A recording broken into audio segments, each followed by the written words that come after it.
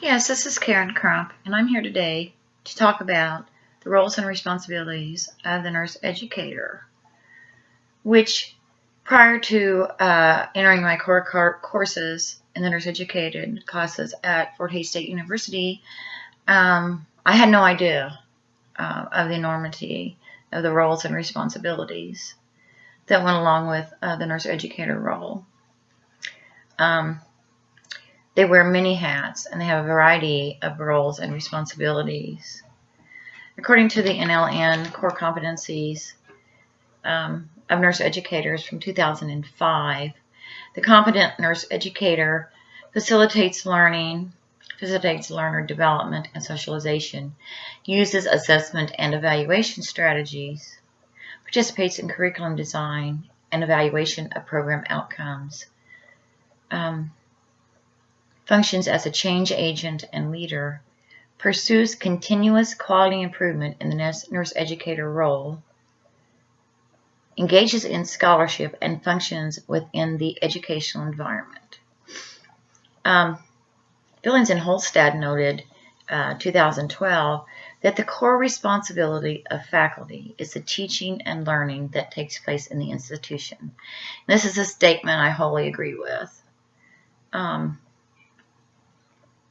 These include such tasks as curriculum development and redesign, evaluation, advising, mentoring, and role modeling. Orman, 2015, described the responsibility of the nurse educator as teaching, scholarship, and service, which it is. We all have to do all of these roles. But for this presentation, I would like to concentrate on the teaching role and the teaching aspect of the nurse educator, because I think this is, for me, the most important role that the nurse educator plays, because your student is your most important stakeholder and is the center of your educational process. First of all, is the nurse educator's responsibility to adhere to their institutional's educational philosophy and to guide, using it to guide the theories and methods and strategies they use for teaching.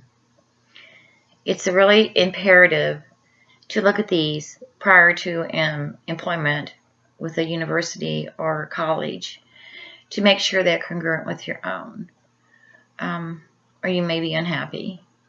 It is also the nurse educator's responsibility to use good practice principles in the undergraduate education, as stated by Chickering and others of 1987, and they include encourages contact between students and faculty, develops reciprocity and cooperation among students, encourages active learning, gives prompt feedback, emphasizes time on task, communicates high expectations, and respects diverse talents and ways of learning.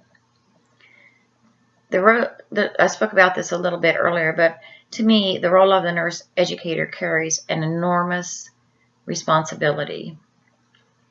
Not only are they responsible for the tasks such as curriculum, updates, redesign, committee, university responsibilities, and to the nursing profession itself.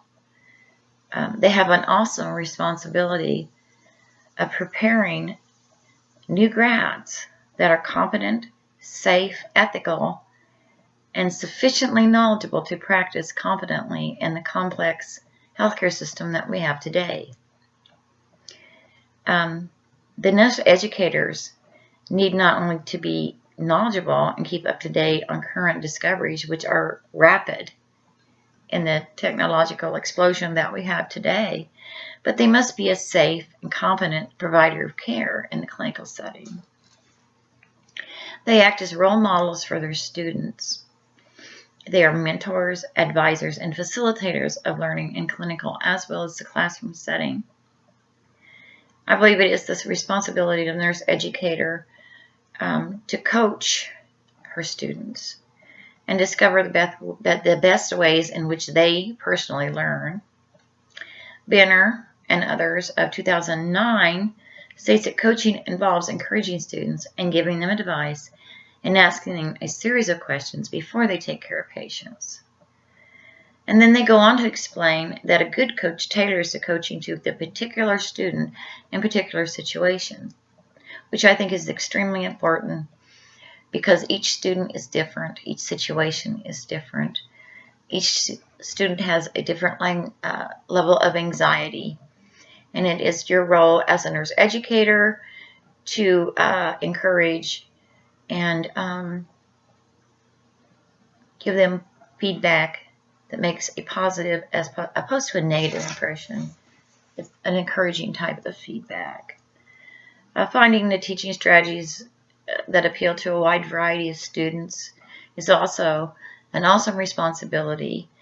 Using visual, auditory, kinesthetic, students learn in many different ways and in more than one way. Active learning, of course, is the best way of teaching and learning. And there are many types of this, such as doing group discussion, doing role play, interactive learning, small groups. There's many different types of active learning. And I think that it helps with transferring the information into long-term memory, something that they're going to remember and build upon for the next bit of information. So basically, I'm running along here. The roles and responsibility of the nurse educator are a lot and varied and tremendous. Not only do they include responsibilities to the university, the nursing profession, the community in which the nurse educator lives, the most important responsibility she has is to the student and to the patients that they will soon be caring for. Thank you for watching.